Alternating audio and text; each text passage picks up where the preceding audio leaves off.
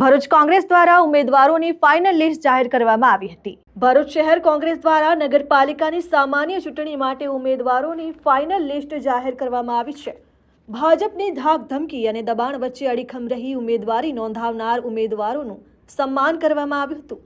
પક્ષને વફાદાર કાર્યકરોને તક આપી કોંગ્રેસે એકતા અને વિશ્વાસનો સંદેશ આપ્યો। મુમતાજ પટેલ દ્વારા કરેલ ટ્વીટને ભરૂચ શહેર કોંગ્રેસ પ્રમુખની પ્રતિક્રિયા અપાઈ। મુમતાજ પટેલે ભરૂચની બેટી છે એટલે પ્રચાર કરવા આવશે। સામાન્ય રીતે ટિકિટ વહેંચણીમાં નાના મોટા ઝઘડા રહેતા જ હોય છે। આજ રોજ ભરૂચ નગરપાલિકાના ઇલેક્શનમાં જે ઉમેદવારો પર સામ દાનની પદ્ધતિ અપનાવીને ઉમેદવાર પાછું ખેંચવાનું જે ભાજપની સરકાર દ્વારા પ્રયત્ન કરવામાં આવેલો તેની સામે જબરજસ્ત તાકાતથી ઉભા રહીને ફોર્મ પાછું નથી ખેંચાયું, નક્કી ખેંચ્યા એવા લોકોને સન્માન કરવાનો પ્રોગ્રામ રાખવામાં આવેલો।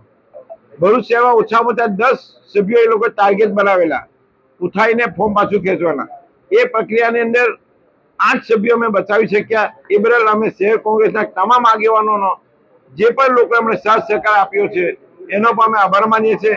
જે લોકોએ પાછા ફોર્મ નથી ખેંચ્યા એમને ખૂબ ખૂબ અભિનંદન આપીએ છીએ કે લોકશાહીને ટકાવી રાખવા માટે, સંવિધાનને ટકાવી રાખે ને ભરૂચ નગરપાલિકાના વિકાસ માટે એ લોકોએ આ રીતે જે રીતે ફોર્મ નથી પાછળ ખેંચ્યા ને એમના આજે પ્રોત્સાહિત કરવામાં આવ્યા છે।